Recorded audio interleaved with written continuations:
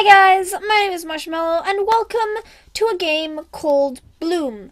Now last week I played a game called Robin and they mentioned that they were inspired partly by this game. So I decided that it would be cool to try it out. Now I've looked into it because I wanted to see what it was. But I haven't gone very far into it at all. So, here we go. You are sick. Maybe you know the reason, maybe you don't.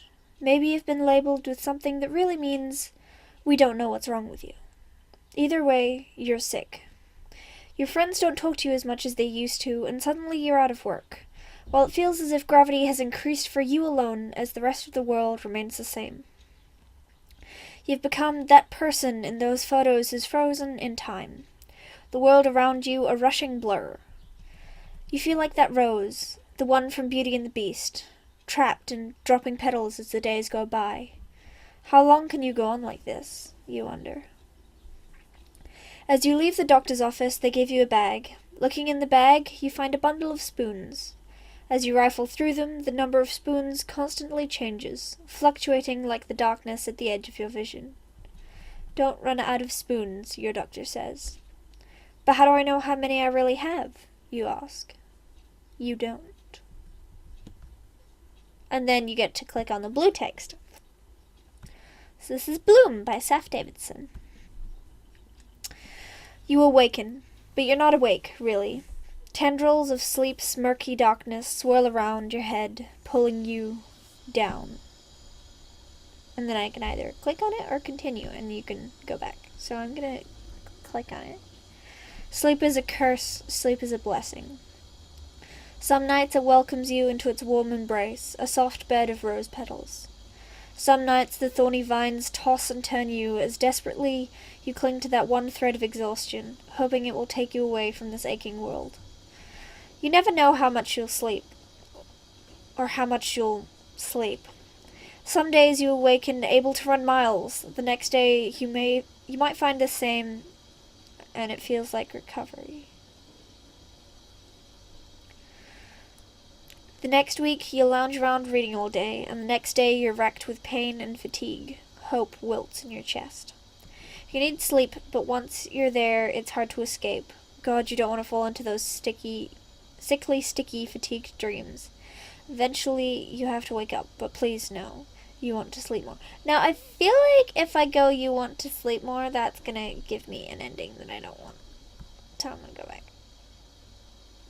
Actually, no. Spirit, let's see what happens. You want to sleep more. Oh. You awaken, but you're not awake, really. Tendrils of sleep's murky darkness swirl around your head, pulling you down. A strip of blazing sunlight burns bright against your duvet, stretching out from the gap in your curtains like a slit through space-time. Surely it's past midday. You slept over 12 hours, and it feels like you slept maybe 5. It's time to get up. Rolling out from under the covers, your bones creak. Your bag of spoons rattles. Bag of spoons. The bag of spoons always weighs heavily on your shoulders, and as it empties, it grows heavier still. You don't know why, but each time you do something, you seem to lose spoons, as if there's a quantum hole they fall through as you move. But there is no hole, or rip, or tear. There is only your illness, and it devours every part of you it can reach with its crushing tendrils. You know by now, you have to be wary. Your spoons are your only defense from the ever-present darkness lurking at the edge of your mind. Those sharp vines waiting to drag you back into their sickly embrace. As you sleep, your spoons seem to grow back. The more you sleep, the more they grow, or so you'd think. Mostly the amount seems random. Sometimes enough to last the day, sometimes enough to just eat breakfast. It hardly seems fair, but then illnesses are never fair. Then you go back. From the sound and the lack of pain shooting through you, you can think you can manage even a normal day-to-day. A small hope blooms in your chest, but it always pays to be careful. Shower, make breakfast, get dressed, or put on your face. Well, let's shower. The shh of the steaming water reminds you of the nearby ocean. As the water swirls around the shower floor, you imagine the dirt from your night's sleep melting away with it. Stand in the hot stream thinking, no. Wash hair or face, clean self. Clean self? Don't sleep in the shower. Wash your hair. Lather, rinse, wash, lather, rinse, wash. Repetitive, somewhat tiring, but rewarding. You feel less greasy, less gross, more like a normal person should. Fresh, green leaves sprout from your hair. They seem healthy, friendly. Wash face. As you work the face wash into your skin, you feel as if you're washing away the dirt left by those sickly vines, the residue left by the sticky darkness. When it's gone, you feel lighter, brighter, better. Clean self. You lather up, then lather down, the scent of your body wash fresh and reviving. There's nothing like feeling clean, especially when some days doing that is even too much. Get out. Turning the shower off, you let the water drip from your body. Tip, tip, tip.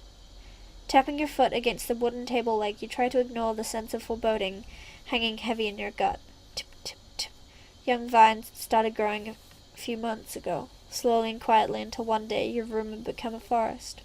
They follow you everywhere, even twisting up around the leg of the table as if reaching for the source of that sound. Tip, tip, tip. Your doctor acts as if they can't see them, and for the first time you realize that maybe they can't. Tip, tip, tip. For half an hour before this, you sat in the waiting room, staring at your phone blankly. In your heart you knew the truth. You hoped to tune out the world until it stopped existing. But your doctor called for you, and you were torn from that blank oblivion. Tip, tip, tip. Right here and now, your doctor speaks. They look you right in the eyes, telling you the verdict with a voice smooth from delivering bad news countless times before. It's exactly what you've been thinking, what you've been dreading, what you've been desperately hoping wouldn't be the truth. You're sick. You've been sick for a while now. The vines grip your foot. Panic grips your heart. Kicking out, lashing out, you break the vines and run. Or at least, you feel like you run. The reality? You thank your doctor with a shaking voice. You leave the room with adrenaline coursing through your veins like ice water. Smiling weakly at the receptionist, at the strangers waiting in the room made for it. Swallow the fear, ignore the burning in your eyes, hold on just a little longer as you pass the blank faces looking up at you. Tip, tip, tip.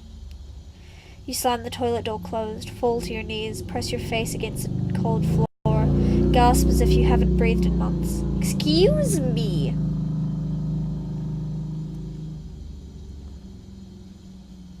Rude. Gasp as if you haven't breathed in months. Tip, tip, tip. Tears, surprisingly hot against your clenched fists. Tip, tip, tip. Silent sobs rack your body at the unfairness of it all, at the sudden hopelessness ahead of you. Tip, tip, tip. You want to rip out your hair in anger, to tear out your heart in sadness, to lie down and sleep for 1,000 years. Tip, tip, tip. After a time, you stand up and look in the tiny mirror. Red-ringed eyes stare back at you, vines creeping over your shoulders. You feel as good as you've felt in weeks, despite how much sleep you may have gotten.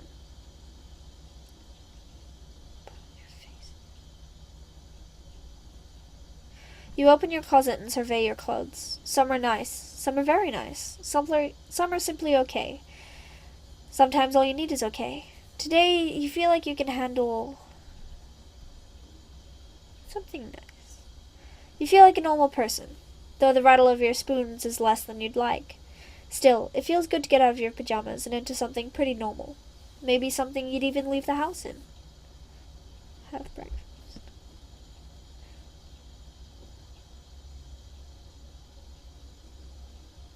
Hunger gnaws at you, just as insistent as your constant fatigue. The kitchen is still a mess from yesterday, all heaped in the sink that covered in the remains of yesterday's food. Maybe you should get to that, but then, maybe not. Luckily, your kitchen is pretty well stocked for once. There's fresh milk in the fridge, cereals in the cupboard, a full loaf of bread you love, a whole carton of free-range eggs, and even ingredients for pancakes. What do you feel like today? Gotta clean this up. place up before they eat. It looks atrocious. Just some toast, maybe some peanut butter. Scrambled eggs, cereal, or pancakes. Protein. Soft and rich, the scrambled eggs are exactly what you needed today. Maybe they took a little more effort, but they sit warmly in your stomach, and you feel as if you glowed just a little. You fear this won't last long, though. Soon the vines will be back. Look at this mess I made. I should clean. Soon enough, the dishes fill the dish rack, not the sink. Though your fingers are raw and pink, and your spoon's bag sounds emptier, you can't help but look upon what you've done with pride. Stay in. Home is safe, so you figure you'll stay in today. If your spoons deplete too far, at least your illness can't drag you down when you're alone and far away from home. There are heaps of things inside, too. Why not binge a show, play some games, do some baking, do some reading, work on your project, invite over a friend, or clean up the place? Work on your project. What's the project? Everyone needs a main project, be it a novel, a costume, whatever. It grows slowly as you water it, tend it with love and frustration. Though you're often too tired to even think of working on it. Some days you pull spoons out of your bag and just chip away at it, knowing you're emptying your bag but uncaring right now. Maybe one day you'll see your ideas bloom. You try to dig out of the mud that sucks you down. Your friends walk on water, disappearing into the horizon as they laugh together, joke together, smile together. Come back, you cry. You're too tired. Who sleeps through the party anyway? You look so tired. I thought you were too sick. I can hardly hear them through the mud and the vines, but your heart burns. You scream, but they don't turn back. Silhouettes against the sky, fading into the ever-present fog. Grasping spoons, you slash at the muck that splashes against your arms. Every scoop you make to escape sinks you deeper. Maybe one day you'll see it. Dirt on your hands, hours melt into seconds as you're engrossed by your project. Emerging hours later, you find that the vines have grown up around you, their spines pulling at your clothes. From the way your spoon's bag rattles when you move, you still got enough left for a little more. You'd love to waste your night watching a movie, but your stomach is rumbling and your face needs a good wash. Have dinner. Food seems like the best idea, because after a hard day of whatever you've been doing, your memory's a little foggy on whatever it was. You need something to fill up on. You're almost at the end, almost at the point where you can collapse onto your bed and fall into oblivion, so maybe you can eat what you want without it hurting too bad. Canned soup, simple and tasty, you hope. Pasta sauce straight from the jar. Little bit of cheese, gourmet, right? Soup's good. It's not much better than a good canned soup, except for maybe real soup. Still, you hardly ever have the spoons for that anymore, and the warm broth fills you with comfort. Wash your face. You scrub the dirt and the sticky remains of the vines from your face. It almost seems like exhaustion seeps from your pores. Gross. You feel much cleaner now, though. You might as well brush your teeth, too. There's something cathartic about scrubbing your teeth clean, maybe because it feels somewhat like cleaning your insides out. Of course, you can't ever scrub away that fatigue, but it doesn't stop you from trying. You feel much better with your minty fresh breath. Change into your pajamas. Oh yeah, it definitely feels good to be back in your pajamas after a long day. What could be better than this? Just Jims being jams. Head to bed. You fall into bed and let its softness envelop you, gentle and warm. Spoons click reassuringly in your bag, a sweet lullaby to your ears. As you drift off to what you hope is a restful sleep, you see a bed of flowers, roses maybe, behind your eyes. As you sleep, they open their petals just a little, blooming. Awaken. You awaken, really.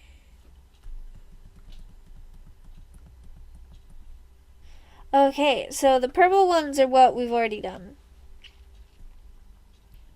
What's put on your face?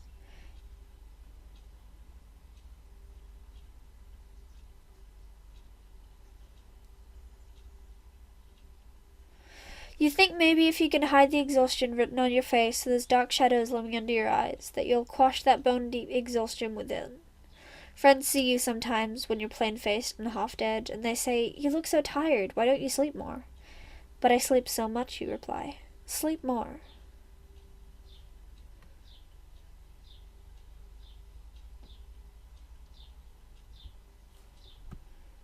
I look fine as I am. Screw this. Okay. So what if you look vaguely zombie-like? This is you and you shouldn't be ashamed. Though you try to avoid looking at yourself for the rest of the day, maybe a bit of shame is okay, you think guiltily. Still, you've lost no spoons, and that's always a reason to feel at least a bit better about yourself. You crush a sneaking vine under your heel in victory. Let's make breakfast.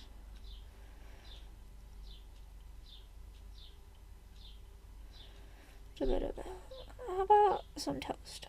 You spread some peanut butter, maybe some jam, onto toast that is golden crunchy. The warmth of it seems to push away the vines clawing at your stomach, and with each bite you feel a little stronger. How long that will last, you can't say. Let's go out. Blinding sunlight, wood smoke scenting the air, wind stirring the branches of the trees lining the street, but it's all somehow far away. Let's get a coffee.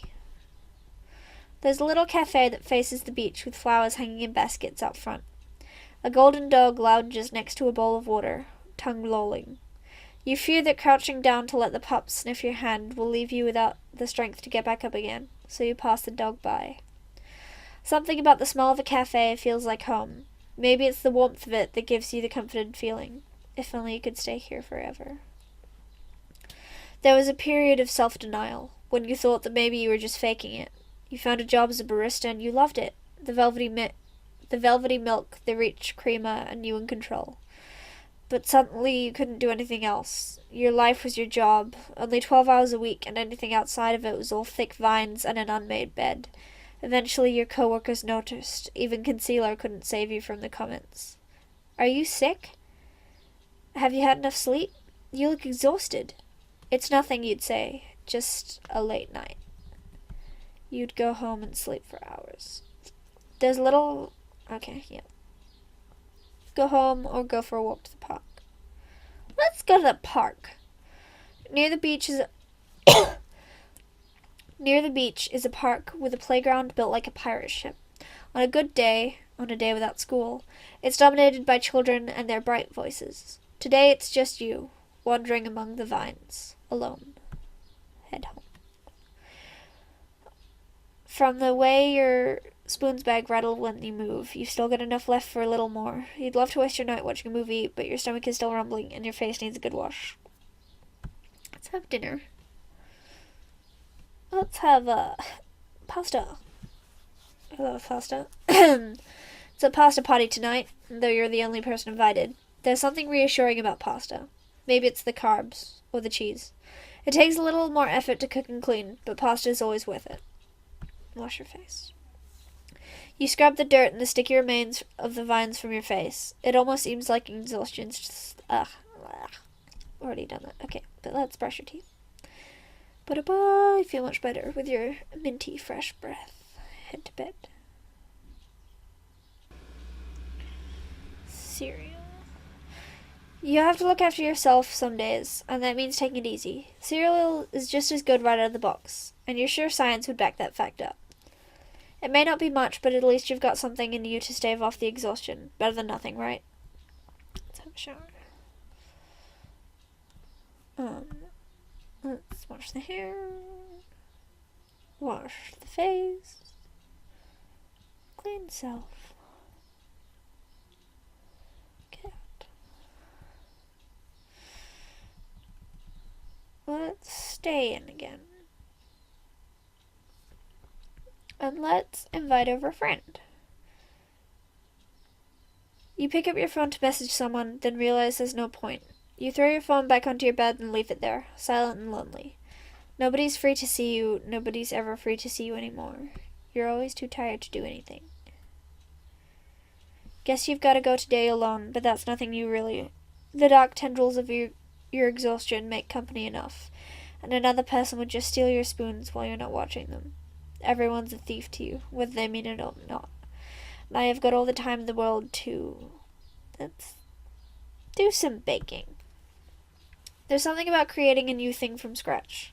When you're sick, you forget how to exist in the world. You become a ghost against a fogged window, unseen, untouchable, closed off from those you love. But sometimes you can bring... Something in my eye. Sorry. But sometimes you can bring life into being. A poem, a story, a cake charred at the edges. They help you to push away your illness-reaching vines, but they take your spoons as they do. Everything is give and take. At least you can eat the food.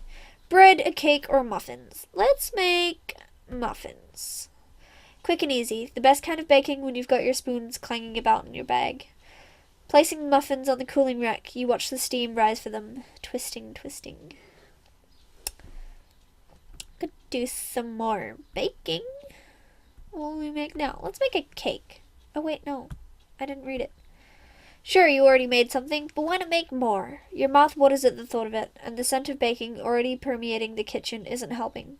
With that smell, a warm amber light in your chest. What will you make now? Let's make a cake.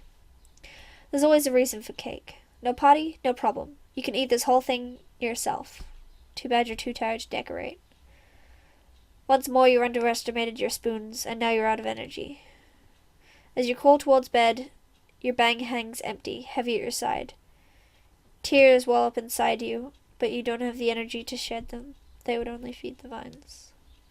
You're not sure where you are anymore, but you know from the silence in the bag that you're out of spoons. The vines wrap themselves around your heavy, heavy body. They drag you down with them into the darkness. Awaken. Okay. Let's make breakfast. Let's get some toast.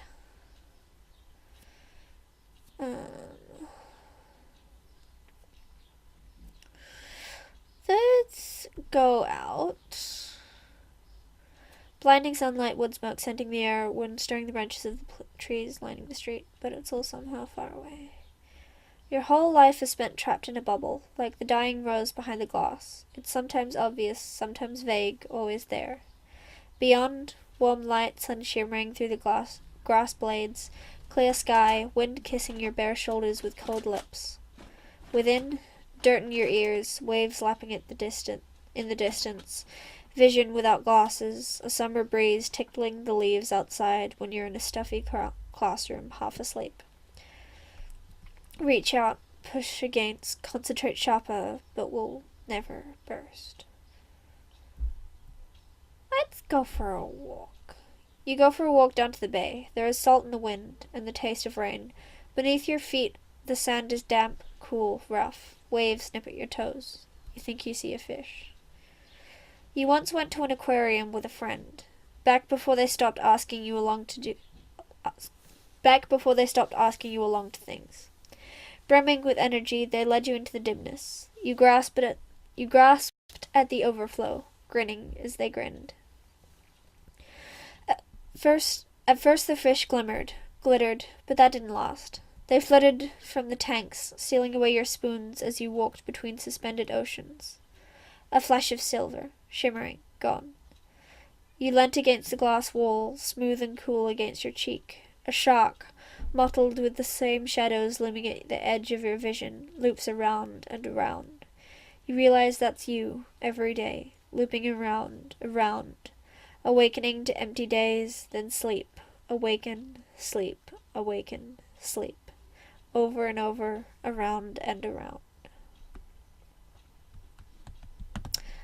Let's keep walking. Near the beach is a park with a playground built like a pirate ship. On a good day... Oh, yeah, okay, head home.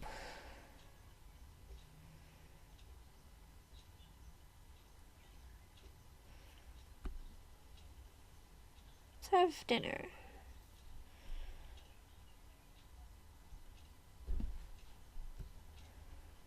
Wash your hands. Brush your teeth too. And head to bed. Yeah. So I think, I don't think there's a sort of ending to this game. I think it's just going through all the things. But, it's kind of like a day in the life. I think it's, about the same illness as last week's one, which is chronic fatigue syndrome. So yeah, and this is kind of like how a day would go. And then if you, I think for the game thing, if you manage to go to sleep before it makes you go to sleep, then it's better. And, and then you feel better the next day and you can do more things the next day. So, this has been a really cool experience. It's been fun just reading through it. I don't know if I'll do another episode of it. I don't think there's much more to it. But it was really fun. So yeah. And if you guys liked it, then like, comment, subscribe, but most of all, have a great day. See you all in the next video. Bye bye!